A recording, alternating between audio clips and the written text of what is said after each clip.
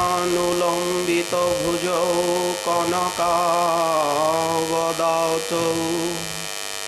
সংকীর্তনৈকপিতরৌ কমলায়তাক্ষৌ বিশ্বম্ভরৌ দ্বিজবরৌ যুগধর্মপালৌ বন্দে জগৎপ্রিয়করৌ করুণাবতারৌ নমস্ত্রিকালসত্তায় জগন্নাথসুতায় চ সভৃত্তায় সপুত্রায় সকলত্রায়তে নমঃ বর্হাপিরাভিরামং মৃগমদতিলকং কুণ্ডলাক্রান্তগণ্ডম কঞ্জাক্ষং কম্বুকণ্ঠং স্মিতসুভগমুখম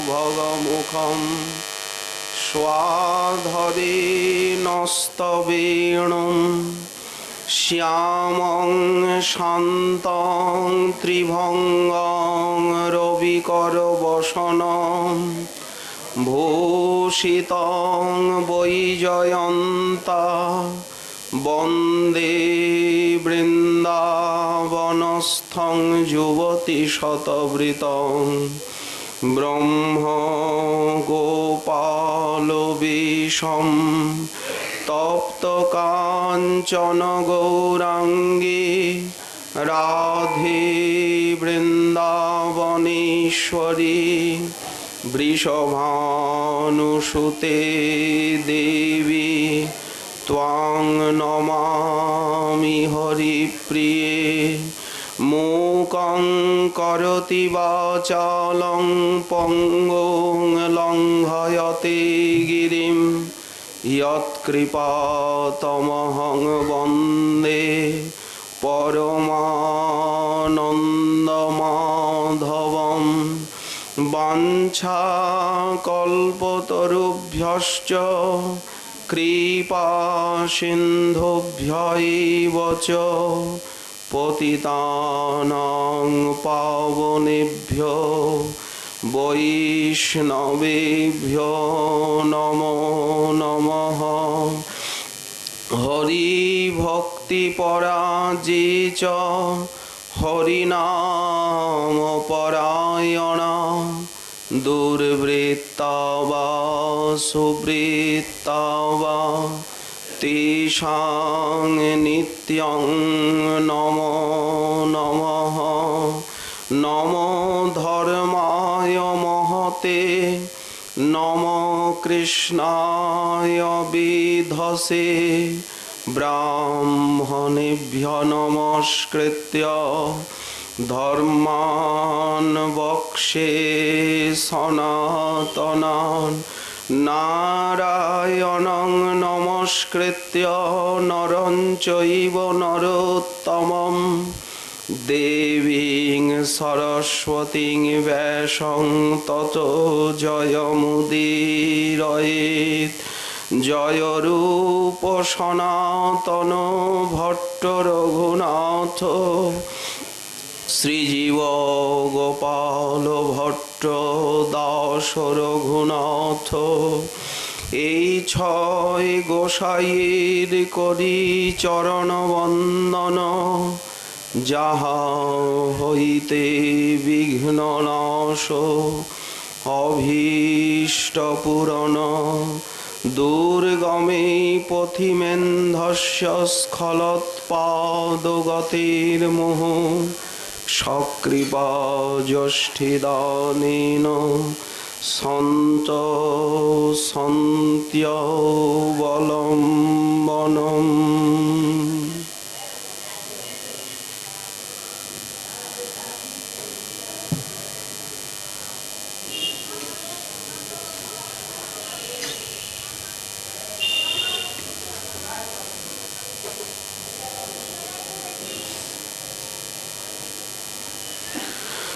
রুদন্তাং মুহুর্নেত্র যুগমং মৃজন্তম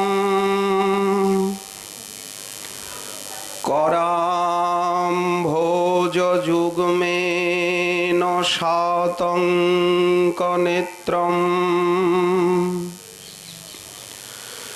मुहुश्वासकम्प त्रिरेकाङ्ककण्ठ स्थितग्रैव दामोदर भक्तिबद्धम्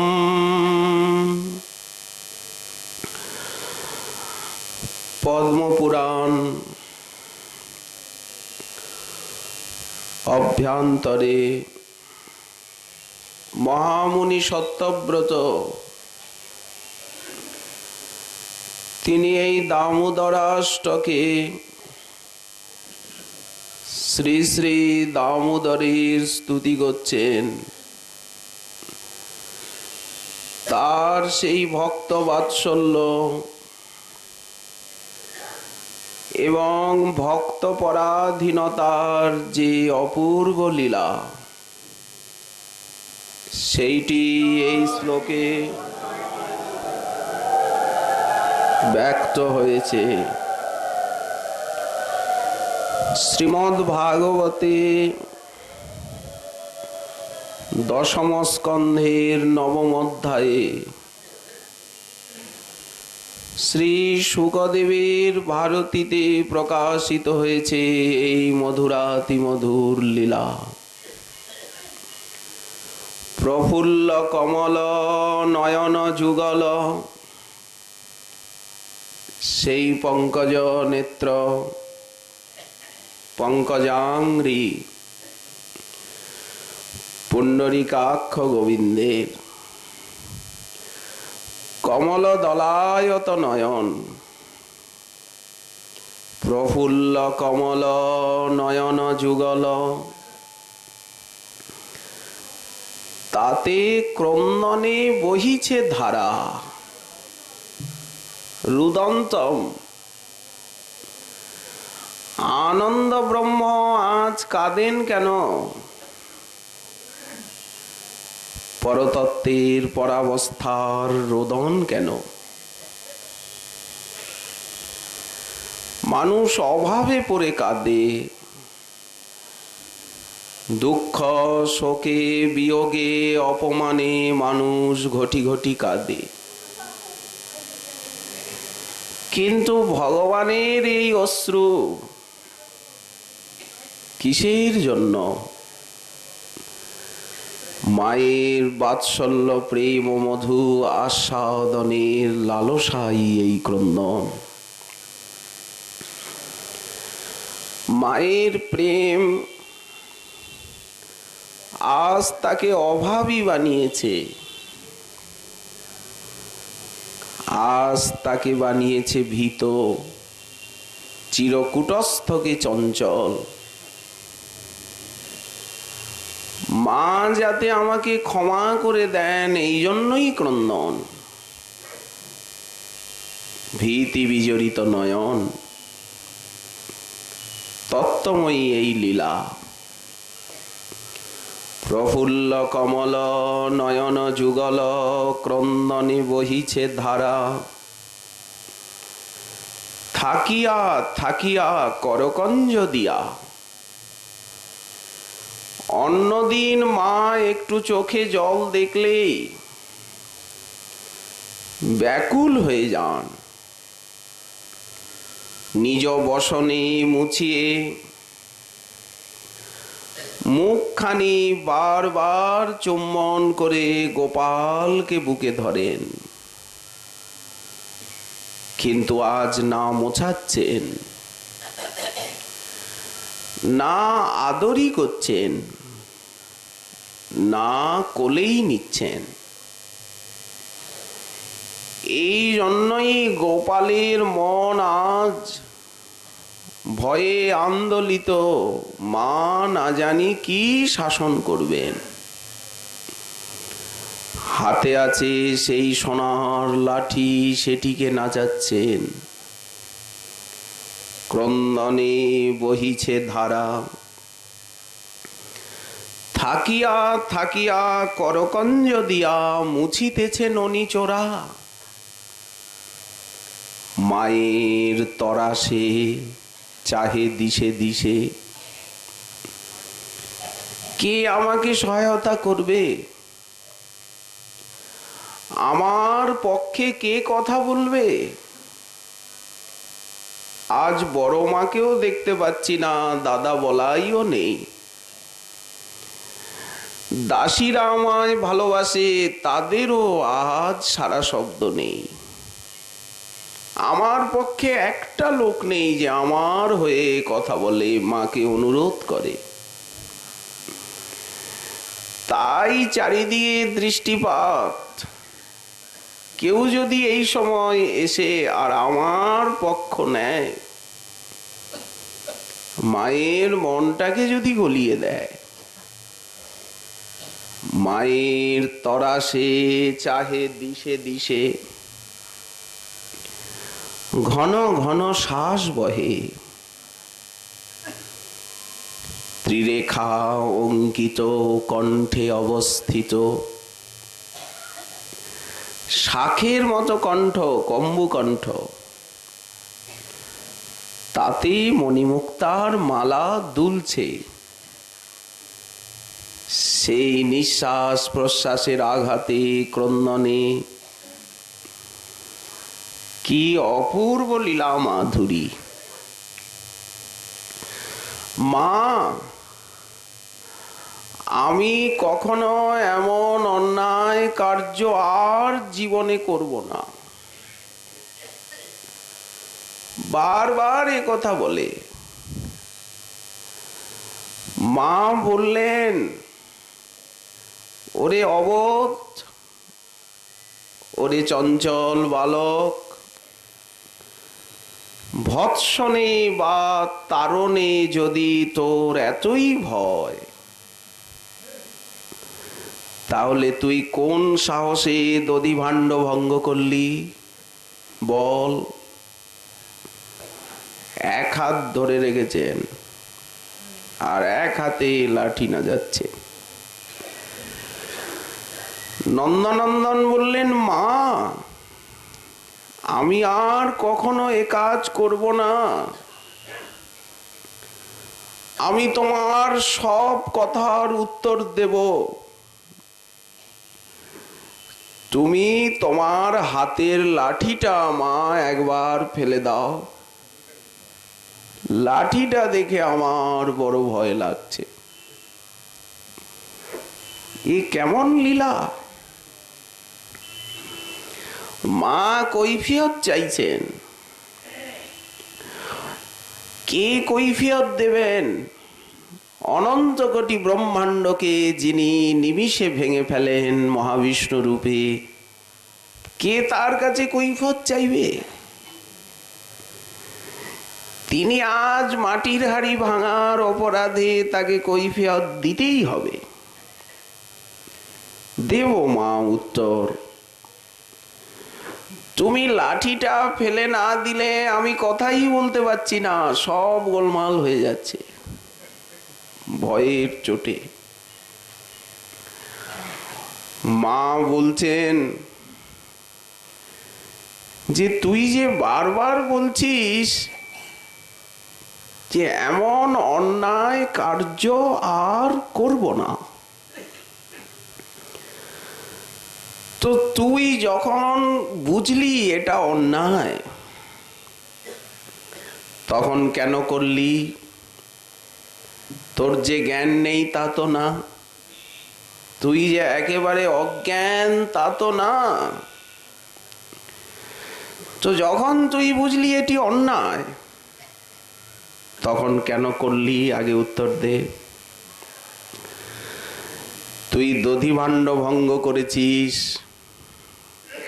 আমার কাছে সত্য করে বল কেন? তোকে কিচ্ছু বলবো না।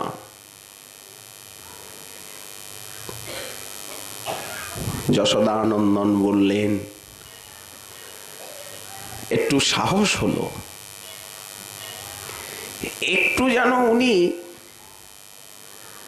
অকুলে কুল পেলেন।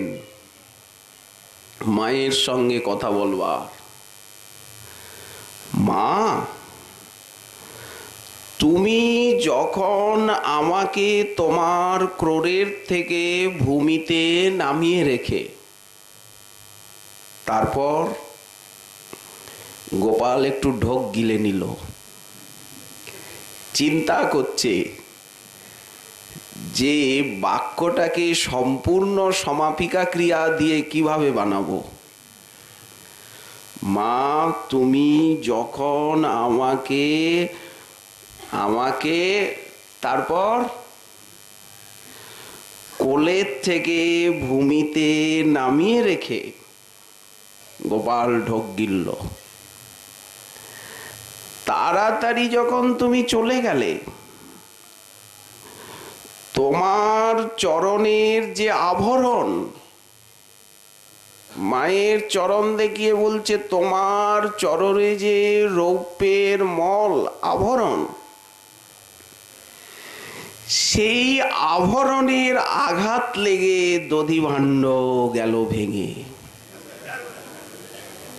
এই বলে এখনো দাঁড়িয়ে আসেনি, পুরো বাক্য শেষ হয়নি, গোপাল ঢোক গিলল। বলো এইবার মা,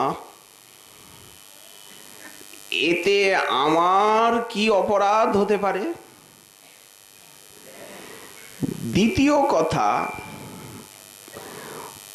তারপরে আমি এদিকে ওদিকে তাকাচ্ছি, দেখছি যে তুমি ভান্ডার ঘরের দরজা খুলে রেখে দিয়েছ। ভাবলাম তোমার ভুল হয়ে গেছে।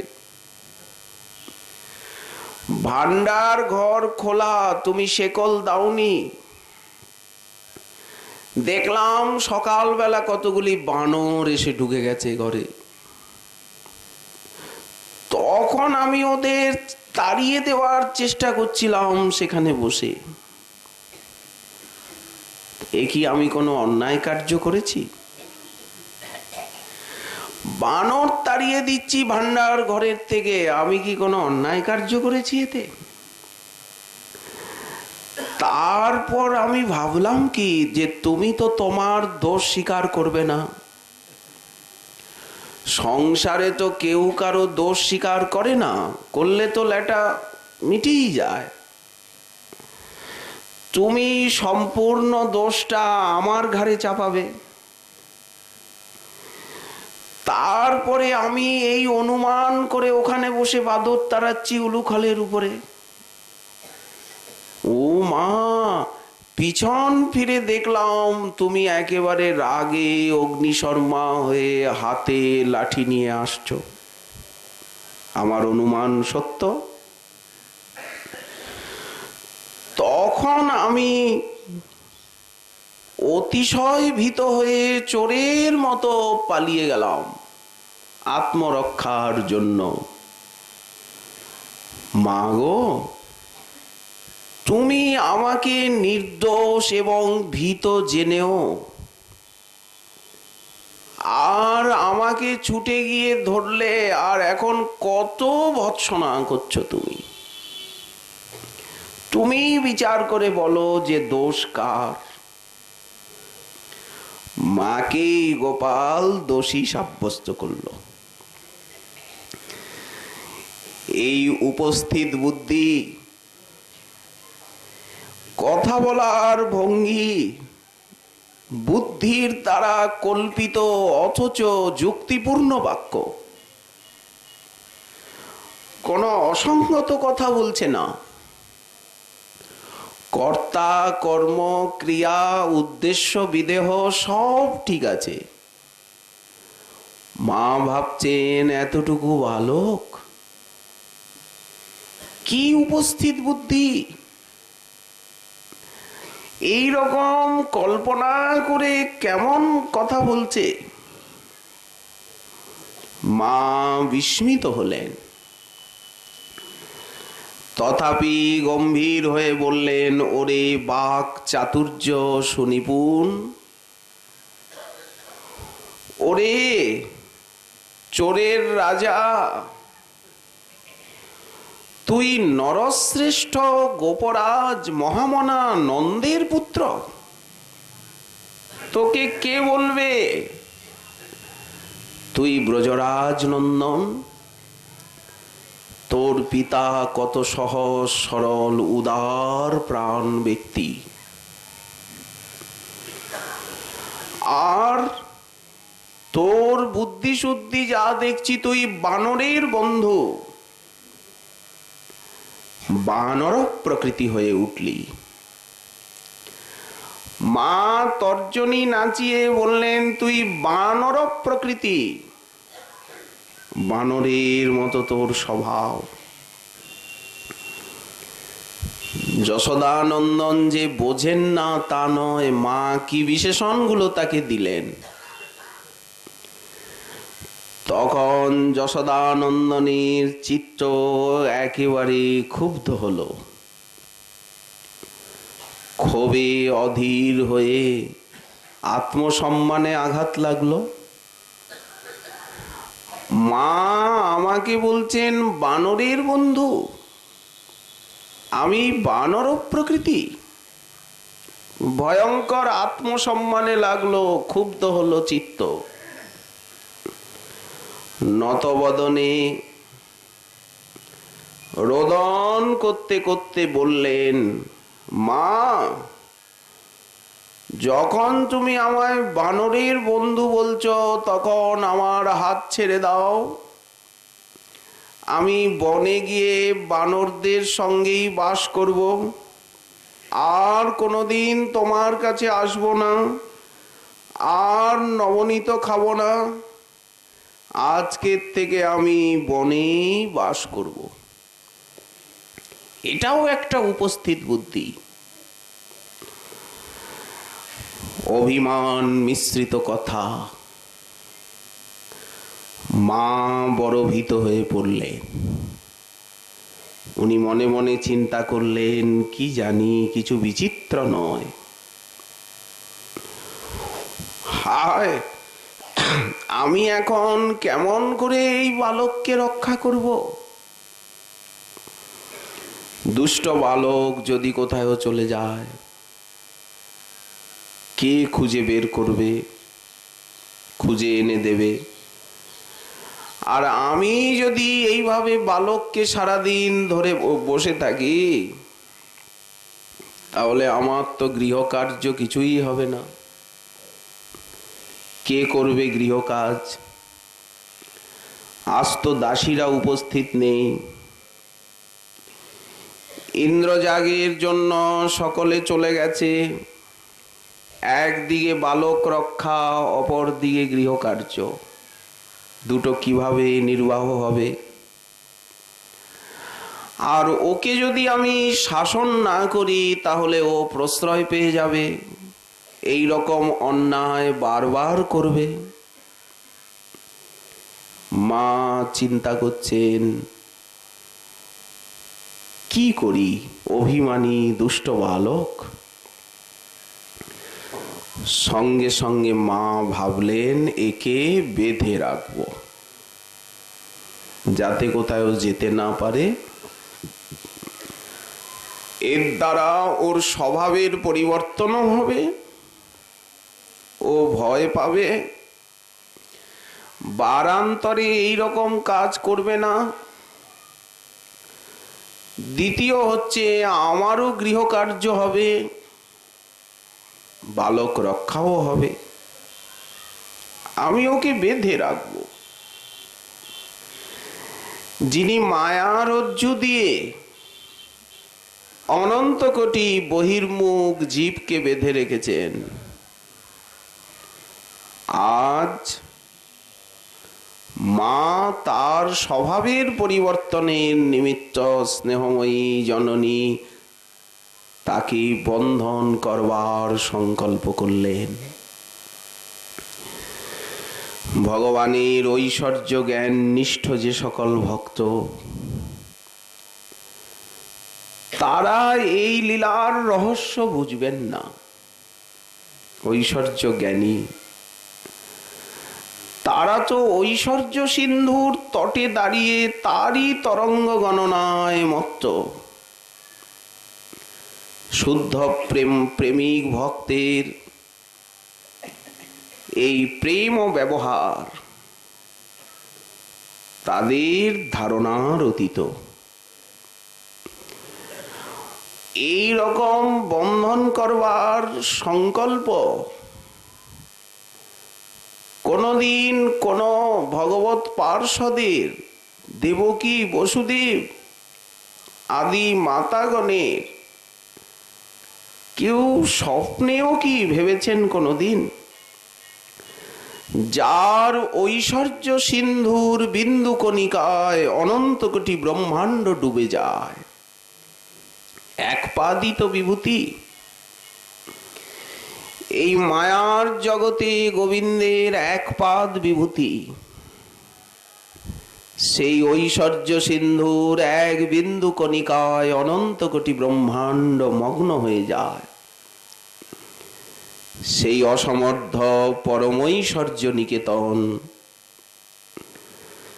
সেই ভগবানকে কি কেউ সামান্য রজ্জুর দ্বারা বন্ধন করতে পারেন? সেই সর্বনিয়ন্তাকে কেউ কি এইভাবে আয়ত্তাধীন করতে পারেন? কেউ কি সেই অসীম ভগবানকে সংকুচিত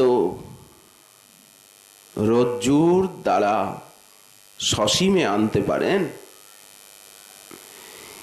এই জন্য ঐশ্বর্য জ্ঞান নিষ্ঠ ভক্তগণের পক্ষে এই লীলা দুর্গেয়। একমাত্র তার চরণাশ্রয় ব্যতীত, মাধুর্য জ্ঞান নিষ্ঠ ভক্তগণের চরণাশ্রয় ব্যতীত এই লীলা কিছুতেই হৃদয়ঙ্গম করতে পারবেন না তারা। যে অশান্ত কৃষ্ণকে শান্ত করবার জন্য মায়ের বন্ধন ইচ্ছা, ধারণাতীত এই লীলা। মা যশোমতী তো আর ব্রহ্মজ্ঞানীও নন, যোগীও নন, তিনি ঐশ্বর্য জ্ঞান নিষ্ঠ ভক্তও নন। তিনি বাৎসল্য মাধুর্য রস পারাবার। এই জন্য বাৎসল্য প্রেমাধার জননী তার বিশুদ্ধ প্রেম সান্নিধ্যে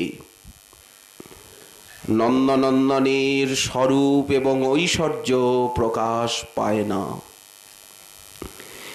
এখানে তিনি কখনোই অনন্ত কোটি ব্রহ্মাণ্ড পালক রূপে নিজেকে অনুভব করতে পারেন না। এই জন্য প্রতিক্ষণে নবনবায়মান বাল্য মাধুর্য ছড়িয়ে আর এই গোকুলে তিনি নিত্য বিহার পরায়ণ হন। সাধারণ জননী পুত্রকে অশান্ত এবং চঞ্চল দেখলে যেভাবে শাসন করতে ইচ্ছুক হন, মায়ের অন্তরে তাই জেগেছে। কেউ একে বাতুলতা মনে করতে পারেন, কেউ বা অজ্ঞান বলে মনে করতে পারেন, কিন্তু এটি বিশুদ্ধ বাৎসল্য প্রেমের বিচিত্র বিলাস বলে জানতে হবে। মায়ের এই বন্ধন ইচ্ছা, সেই শুদ্ধ বাৎসল্য প্রেমের তরঙ্গে নেচে নেচে প্রেমাধীন ভগবান আজ এই লীলা মাধুর্য ছড়াচ্ছেন। তাই তিনি এত ভীত, মিছে কথা বলছেন। মা ভাবলেন একে বাঁধব, তো বাঁধবেন কি দিয়ে? এক হাত তো ধরে রেখেছেন। গোপাল বারবার যখন বলছিল মা হাতের লাঠিটা ফেলে দাও, খুব কাঁদছিল, ক্রন্দনে বহিছে ধারা, পরম তত্ত্বজ্ঞা পাণ্ডব জননী দেবী কুন্তী, এই লীলা তিনি কখনো শ্রবণ করেছিলেন? সেই লীলাই উনি নিশিদিন ধ্যান করতেন। কারণ কুন্তী দেবীর ঐশ্বর্য বিমিশ্র বাৎসল্য ভাব, মায়ের মতো শুদ্ধ বাৎসল্য নয়। তিনি যখন স্তুতি করছিলেন সেই হস্তিনাপুরে, তখন এই ক্রন্দনের কথাই তিনি বলেছেন, আমি যখন তোমার এই লীলা চিন্তা করি, তখন আমি যে কোথায় হারিয়ে যাই আমি পারাবার পাই না। কেন সেদিন তুমি এইভাবে কাঁদছিলে? দ্বারকানাথকে বলছেন, গোপ্যা দদে তৈ কৃতাগসি দাম তাবৎ যাতে দশাশ্রু কলিলাঞ্জন সম্ভ্রমাক্ষম বক্ত্রং নিনীয় ভয় ভাবনয়া স্থিতস্য সা মাং বিমোহয়তি যদ ভীরপি বিভেতি। স্বয়ং ভয়ও যাকে ভয় পায়, তিনি মায়ের ভয়ে নতবদন হয়ে আর এতখানি কাঁদছেন, বারবার ক্ষমা চাইছেন, বারবার বলছেন অন্যায় করছি, আমাকে করেছি, ছেড়ে দাও, আর কোনোদিন করব না।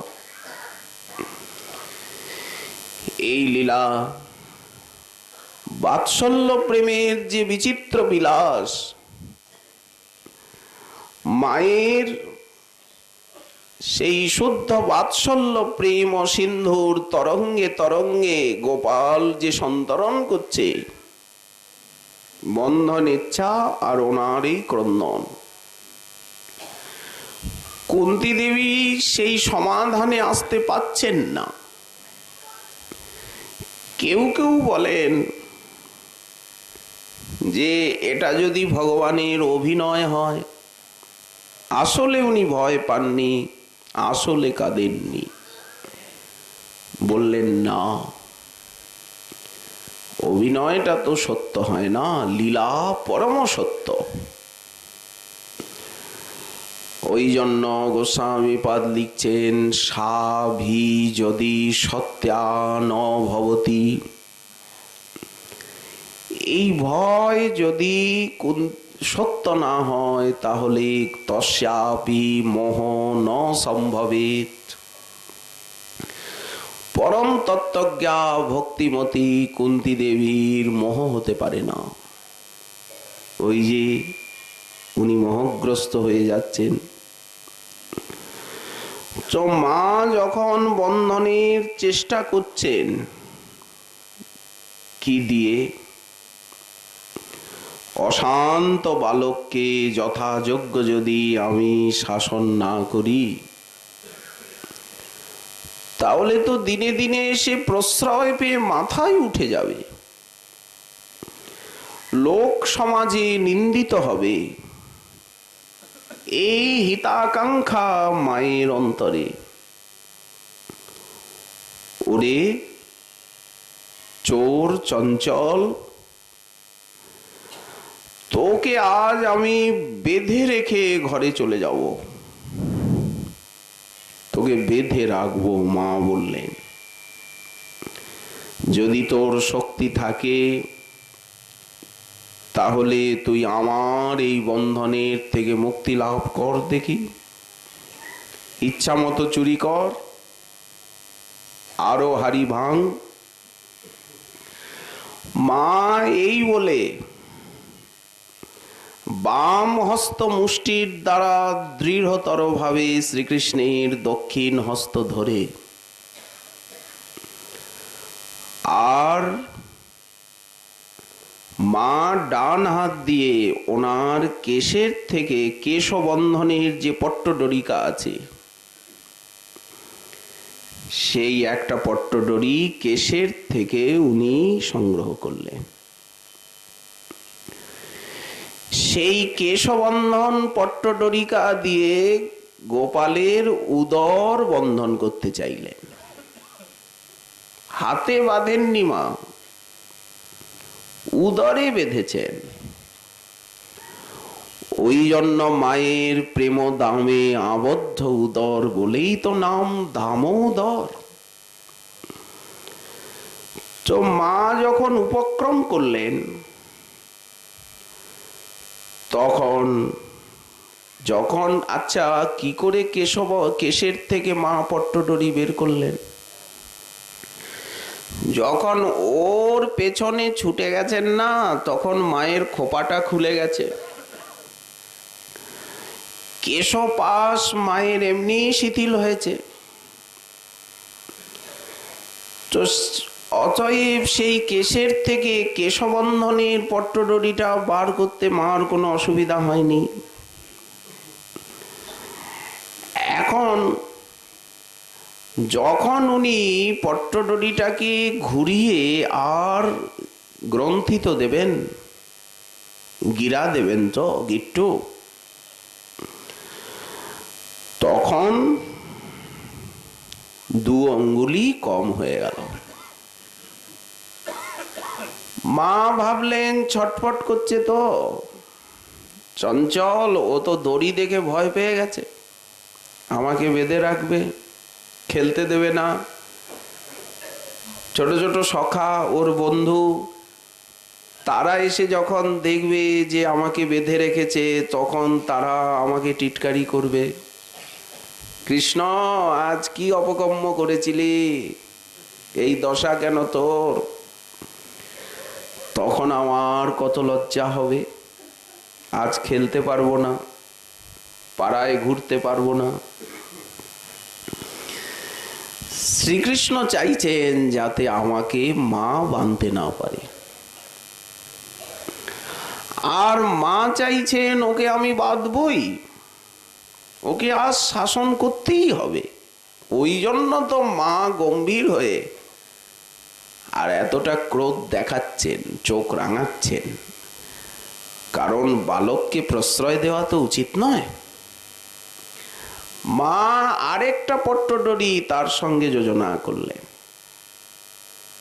ছোট হয়েছে, আরেকটা জোড়া দিই, সেটাও 2 আঙ্গুলি কম হয়ে গেল। কেশে আর কতগুলি থাকে? এখন রজ্জু কোথার থেকে আসবে? মায়ের মনে পড়ল যে দধি মন্থনের জন্য ছোট ছোট পট্টডরি কোমল অনেক তৈরি করে রাখা আছে, সেইগুলি যেখানে দধি মন্থন হয় সেখানে ওই কাটায় ঝোলানো থাকে, সেইগুলিও কোমল রজ্জু। কিন্তু সেগুলি এখন এনে দেবে কে? এর মধ্যে 2-1 জন দাসী এসে গেল। এরা ঠিক দাসী না, এরা প্রতিবেশিনী। এদের কাজ নন্দনন্দনকে ভালোবাসে, সকাল হলেই তাকে দেখতে আসে। তারা 2-1 জন এলো, এসে দেখছে মাতা পুত্রে সকালেই, একেবারে 7 সকালেই বিবাদ। গোপাল কাঁদছে। ওদের দেখে গোপালের একটু বুকে বল এলো যে ওরা হয়তো আমার পক্ষ নিয়ে মাকে অনুনয় করবে। কিন্তু গোপাল এদের কাছের থেকে কোনো সহায়তা পেলেন না। মা ওদেরকেই আদেশ করলেন, যা ওইখানে পট্টডরি আছে, নিয়ে আয়। ওইখানে অনেক দধি মন্থন হয় তো, ছোট ছোট পট্টডরি রাখা আছে, মা ওদের দ্বারা সংগ্রহ করাচ্ছেন। কিন্তু দড়ি যতই, রজ্জু যতই দীর্ঘায়িত হোক, 2 আঙ্গুলি তো পূর্ণ হচ্ছে না। দু অঙ্গুলি তো কম থেকেই যাচ্ছে। কেন থাকছে? এই দু অঙ্গুলিটা কি? এর রহস্যই বা কি? আর শেষে দু অঙ্গুলি পূর্ণ হলো, দুই একটা রজ্জুতে বন্ধন হয়ে গেল, আর এতগুলি রজ্জুর ঢের পড়ে রইল। এটাই বা কেন হলো? গোস্বামীপাদ তার সমাধান করেছেন। শ্রীমন মহাপ্রভুর কৃপা হলে আগামীকাল আবার রইল এ বিষয়ে আস্বাদনের আকাঙ্ক্ষা। আজকে আমাদের শ্রী শ্রী ভাগবতী কথার এইখানেই দেওয়া হলো বিশ্রাম।